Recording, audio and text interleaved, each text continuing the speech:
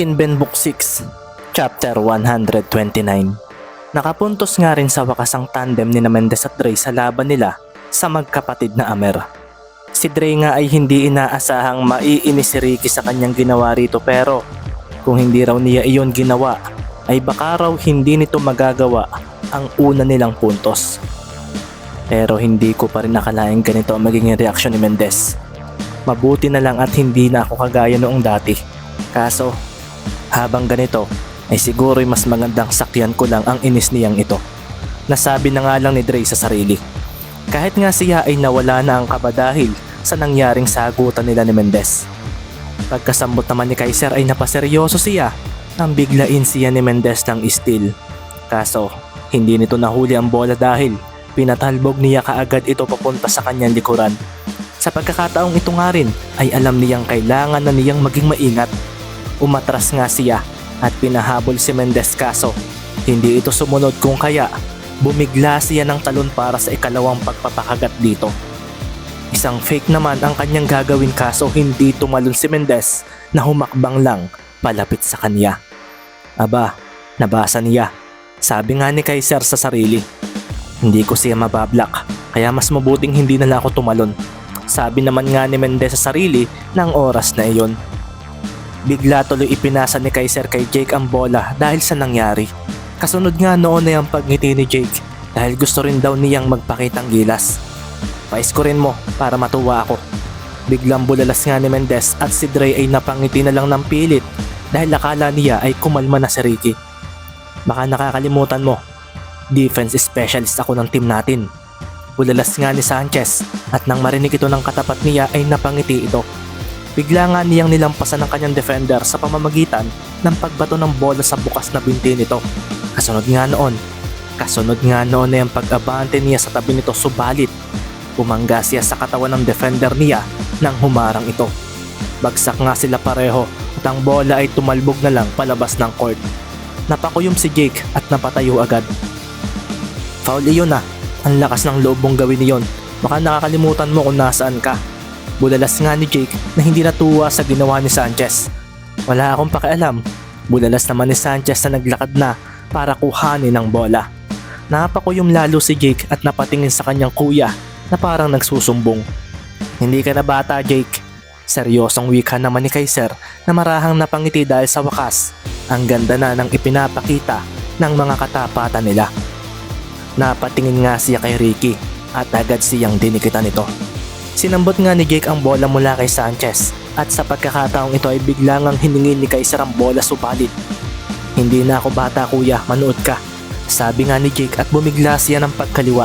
Si Sanchez naman ay kalmado lang na isinabay ang kanyang katawan.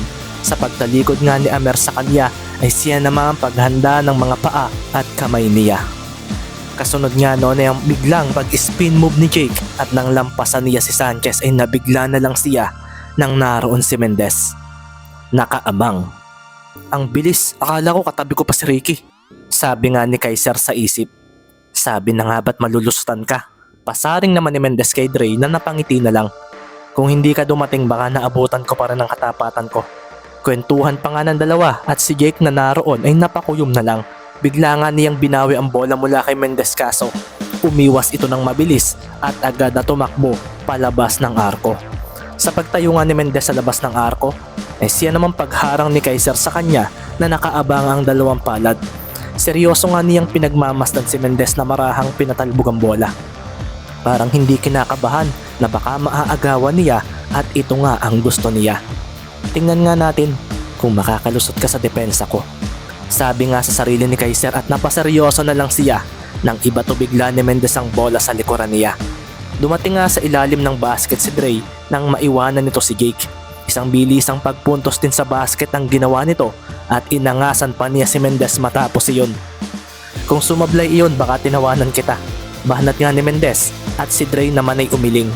Asa pa, sabi nga ni Dre na agad na dinikitan si Jake Amer. Pinagtritripan ba ako ng dalawang ito? Bulalas naman sa sarili ni Kaiser na agad na hiningi ang bola mula kay Mendez. Sa pagsambot nga niya ay hindi na siya nagdalawang isip na atakihin ang depensa ni Mendez. Napakuyom na nga lang si Ricky nang mapaatras siya. Ginamitan siya ng lakas ni Kaiser at sa pagdiretso nito sa basket ay walang hesitation siyang tumalon. Sinabayan pa nga siya ni Sanchez kaso harapan niya itong dinakdakan. 7-2 nga ang naging score matapos iyon at napakuyom na nga lang si Dre dahil hindi niya naabutan ng bola sa palad ni Kaiser dahil sa taas noon. Sa paglapag nga ni Kaiser ay seryoso niyang nilampasan ang dalawang kalaban. Hindi ayos ang depensa mo, bulalas na nga lang ni Dre kay Ricky. Ang baba mong tumalon, dapat pala ay si Kuya Baron o si Larry ang pinasama sa akin. Sagot naman ni Mendez. Talagang hindi pa tumitigil ang dalawang ito sabi na nga lang ni Kaiser sa sarili. Pagkasambot nga ni Mendez sa bola ay agad siyang hinarangan ni Kaiser kaso bumigla ng kaliwa si Mendez at kasunod doon ay ang pagbunggo niya kay Dre Sanchez. Hanep, may screen palang nakaabang.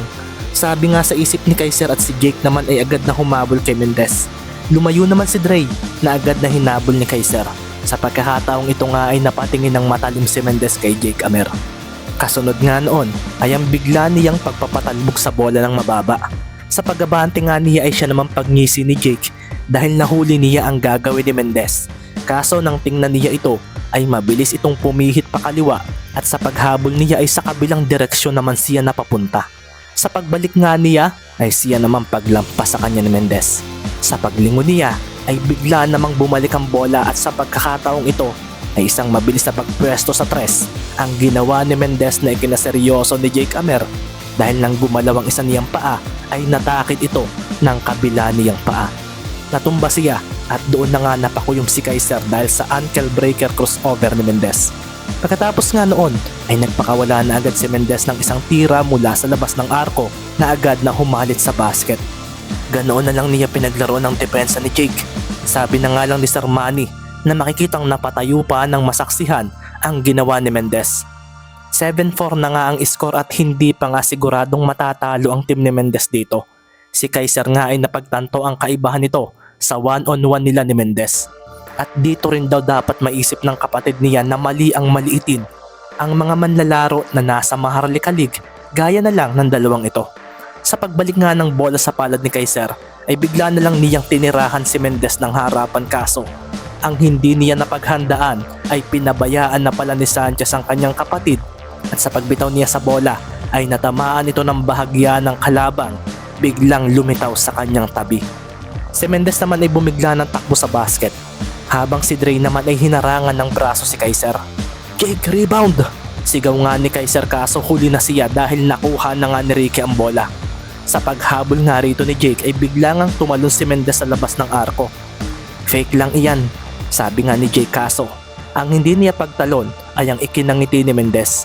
Isang tira sa tres ang ginawa ni Mendez at pumasok iyon sa basket na ikinaseryoso na lang ni Kaiser. Isang malaking mismatch ito pero sabi nga niya sa sarili na napahinga ng malalim. 7-6 nga ang score at isa na lang ang lamang nila sa kalaban. Ito rin ang pagkakataong tila mas lalong natuwa si Kaiser dahil sa pagsambot niya sa bola ay isang biglaang step back sa tres ang kanyang ginawa. Hindi na nga umubra ang biglaang paglitaw ni Sanchez. Dito na nga makikita ang pagseryoso ni na Sanchez at Mendez dahil sabay silang tumalon. Kaso, ang ganda ng ginawang spacing ni Kaiser at sa pagpasok ng bola sa basket ay napakuyom pa ito at pinagmasdan ng mataliman dalawa niyang katapatan. Hindi na lang si Mendez ang dapat kong bantayan. Sabi nga ni Kaiser sa sarili at sa pagpunta ng bola kay Mendez ay dito na niya ito pinagmasdan. Bumigla na naman nga ng pagkaliwa si Mendez at sa pagkakataong bumangga siya sa screen ni Sanchez ay dito na nga napangiti si Kaiser. Bumulagta si Sanchez dahil sa lakas na ibinigay ni Kaiser. Si Ricky naman ay napaseryoso na lang nang nasa harapan na niya kaagad ito. Sa paglayo nga niya ay siya namang pagdikit nito sa kanya. Mabilis niyang pinatalbog ni Mendez ang bola at dito na nga siya napaseryoso dahil kailangan daw muna niyang ipasa ito kay Dre. Sa pagtalon nga niya ay napaseryoso na lang siya nang si Kaiser ay sa direksyon ni Sanchez humarang. Hindi ito maganda, sabi nga ni Ricky sa sarili at sa pagpasa niya ng bola ay nagawa nga itong ma-intercept ni Kaiser na sa pagtayo sa may 3-point area ay siya ring agad na pagtalo nito. Masyado kang pabaya, Mendez. Bulalas nga ni Dre na agad na hinarangan si Kaiser at sinabayan. Mahina ang depensa mo, sabi nga ni Kaiser na ikinaseryoso ni Dre dahil iniiwas nito ang bola sa kanyang mga kamay at doon na nga nito pinakawalan ang isang alanganing tira mula sa labas.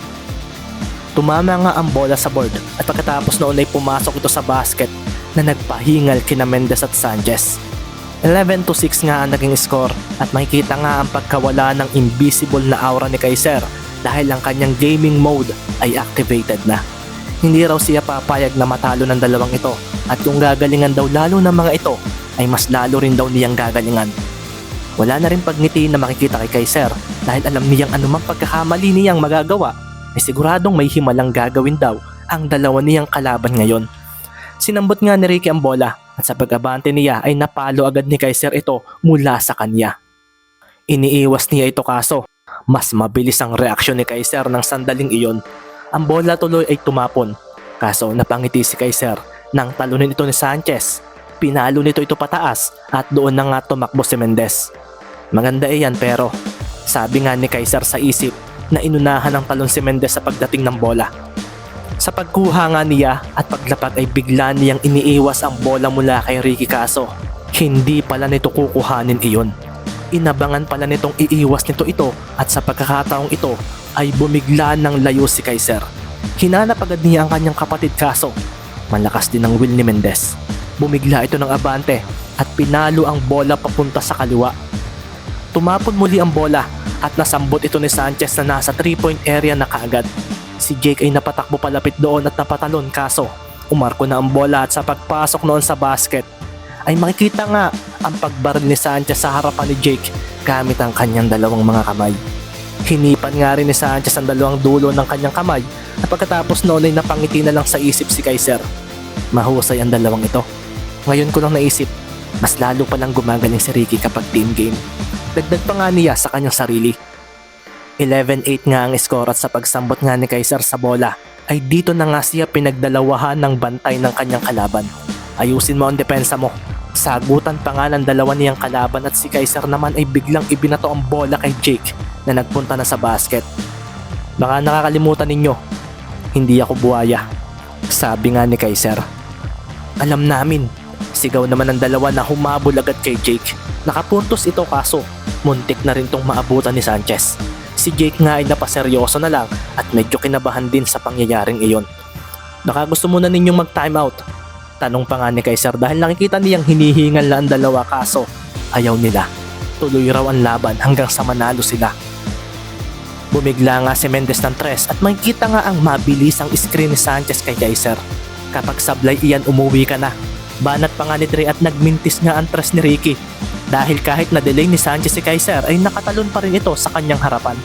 Ang pangit ng screen mo, sagot nga ni Ricky at pagkatapos noon ay tumakbo agad sila sa basket kaso si Kaiser ang nakakuha ng rebound at sa pagkakataong ito ay agad na humarang sa kanya si Ricky Mendez.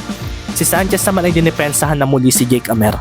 Napatingin nga agad si Kaiser kay Mendez na pawisang-pawisan na. Hinawakan nga niya ang bola at binigla niya ito ng talon sa 3-point area.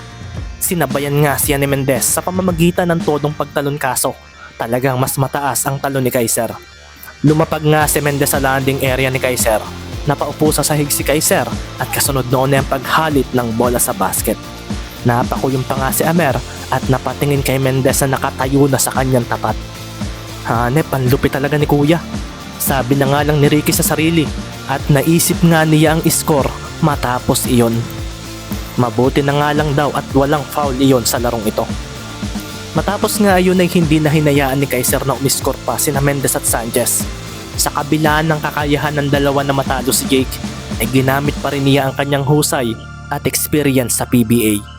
Nagawa nga niyang 19-8 ang score at natutuwa siya dahil kahit hingal na ang dalawa ay hindi pa rin sumusuko ang mga ito.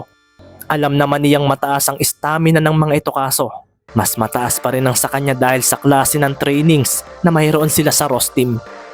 Sa pagharang nga sa kanya ni Mendez ay marahan na siyang napangiti dahil magmula nang sundutin ni Sanchez ang puweta nito kanina, kitang-kita na niya na nag-e-enjoy ito sa paglalaro nila ngayon. Ganito rin ang nakikita niya kay Sanchez at ito ang isang bagay na gusto rin niyang matutunan ni Jake sa pagbabasketball nito. Masyado kayatang masaya kuya, sabi nga bigla ni Mendez at napaseryoso na lang si Kaiser nang maistilan siya ng harapan nito.